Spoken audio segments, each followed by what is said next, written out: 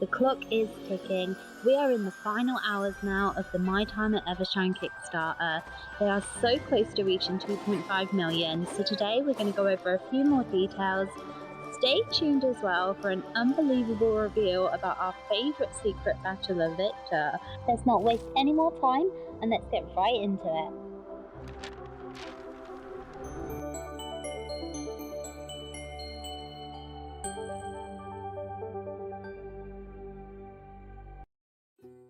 Hey cozy gamers, whether you're buzzing in here for the first time or you're a regular in our hive, welcome to Bee's Cozy Corner.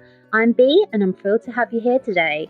Let's dive into some exciting updates on My Time at Evershine. At the time of filming, there is only 48 hours to go. That's right, we've only got 2 days left and the Kickstarter has reached £1.8 million, or that converts to $2.4 million.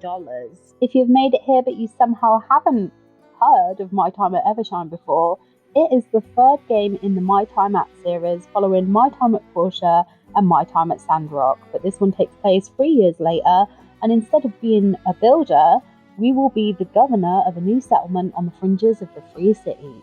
So in my part 1 video, the Kickstarter had reached 1.2 million. We are now at nearly 2.5 million.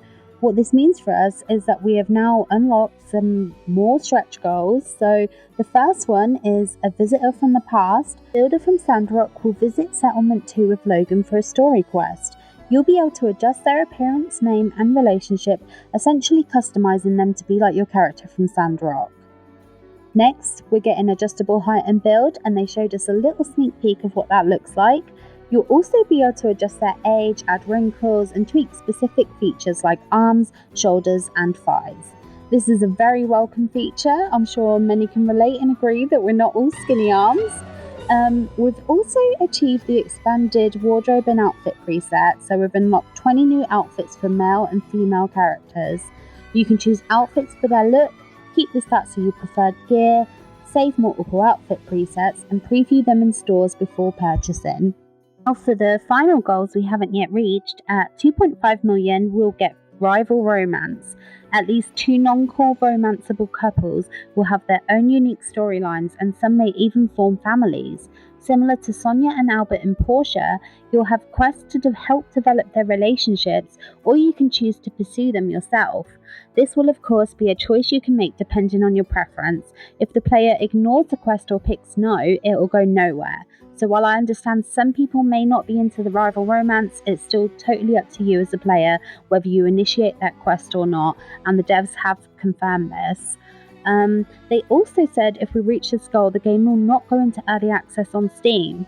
This means they get extra development time and can create a more finished, polished product for us as players. I'll post a link below if you want to read more on that. At 2.75 million, we'll get another additional core romance character. If you choose a bachelor for your first core romanceable, you'll then choose a bachelorette or vice versa to ensure a balance between the genders. At 3 million, they'll add zoo building, so you can capture animals from the wild and raise them in a zoo, which can be visited by tourists to generate a profit. I think that would be really cute. I know that some people are not happy about it, they feel badly about zoos, but I kind of see it as more being like one of those family-friendly sort of petting zoos rather than a big corporate zoo where all the animals are miserable. But I'm not feeling so hopeful that we will get to that goal in such a short time, especially now the numbers seem to have slowed down significantly, but you never know. Maybe we can get one big push at the end to reach it.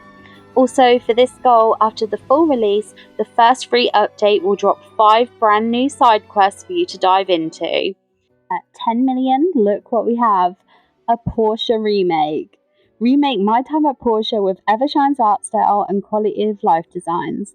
I feel like this is a joke, knowing we probably won't reach 10 million, but I feel like they also could just be teasing us that we will get a Portia remake anyway. I don't know, what do you think? That would be great though. As I've said before, Portia was kind of difficult for me, especially at the beginning, so this would be very welcome indeed. Now, I do want to take a look at the game trailer. I did intend to do that in the original part 2 I was supposed to make, but obviously I never got around to it, so we'll have a look at it now. I did want to go into a bit more analysis on it, but I don't think I'm going to be able to. Maybe we'll save that for a future video, but here we go. Here is the My Time at Evershine official trailer.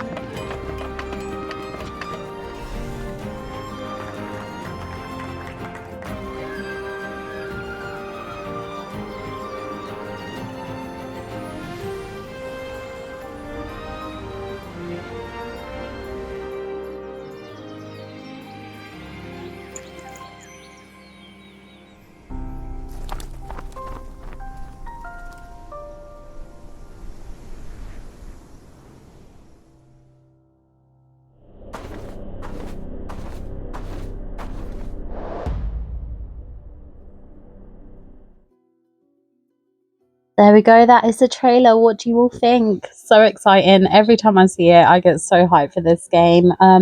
There's so much more I wish I had time to go over, but I know I won't get the video out in time if I do. So go check the Kickstarter, read through all the updates. There is a few notable things I want to mention, such as the Hot Springs Playdate concept shop with Ragnar that sent us all into a frenzy. We have some shots of swimming, the character bios for our choices for the core romanceables. We also have an option for physical and digital add-ons. I will add, the physical add-ons are only available if you chose a tier that also has a physical item in it, so do be aware of that. There's new tiers available for console players, pajama party concept designs. They teased us all with this snapshot of Ardit here. New horse models and photo poses, and finally we'll get to the more spoilery part of the video. Stop watching now if you don't want any information on Victor, but for those like me who are completely obsessed with this shadowy figure man, even without ever having actually seen him, you're going to want to see this. So on Discord, there was some talk about all the bachelors. Ragnar was described as being the fun one, Avery the more sort of cold one, and Victor was described as being the hot one. And that was follow up by saying he will be the one to fix you. So, sorry, I'm trying not to scream. Then they released this video on one of their most recent updates where the devs spoke to us. They told us a little bit more about the game and the whole development process and everything. It's really cute. Great video. You should go watch it. But I'm sure this must have been intentional because, you know, they know what they're doing when they're filming these. They know that they really need to be careful not to give out any spoilers in the background and be careful what they're showing on screen every time they do a shot sort of thing. But they also know that giving us these little crumbs of information sends us absolutely wild. So I've got to say, they absolutely delivered. We caught tiny glimpses of who must be Victor in the background. This was all after they had already hyped us up, getting us all excited with the competition for people to draw what they envisioned Victor to look like. And they also told us there were submissions that came very close to the actual design of Victor. And honestly, some of these submissions, they were so gorgeous. They're all in the Discord if you want to see them all. There's honestly so many amazingly talented people. After that, the devs announced the winners of that competition and also confirmed the eye we see open at the end of the trailer is actually Victor, as well as the dark shadowy figure that you see on the artwork for the game, sitting on the sort of rock over in the distance. Following this, we got to see his hair. Victor is now confirmed to be an absolute hottie with long dark hair. If you know me, you know my weakness, and yeah, it's men with long dark hair. I cannot contain my excitement for this game anymore. I am completely obsessed. If you haven't pledged to the Kickstarter yet, like, what are you doing? Go do it now. Any extra support they can get in these last hours will be absolutely incredible. This is the perfect time to pledge, show your support. Let's give the Kickstarter that one last final push and we can reach all those extra goals. Of course, they've already done so amazingly with it, absolutely exceeded everyone's expectations of what the Kickstarter could have achieved. So a huge congrats to the dev team. They should be so proud. It's a wonderful game series they've created for all of us, so loved by so many of us. I've made so many new friends the past few weeks just sharing the love for these games, and I think everyone can agree, if you've played either Portia or Sandrock, you completely fall in love with the game, and it's something you always come back to. It's no surprise really with all the love the devs put into the games. So yeah, Evershine is really shaping up to be one of those games you'll never forget and you're always going to come back to. So let me know in the comments, what are you most excited about? Do you have any suggestions for videos you'd want me to make about Evershine or the rest of the series? I do plan on making a series kind of going through the story of Portia and Sandrock and kind of doing another playthrough of both of them before we get Evershine, just to keep me busy until we can actually get to play Evershine. So yeah, let me know, and until next time, happy gaming. Bye.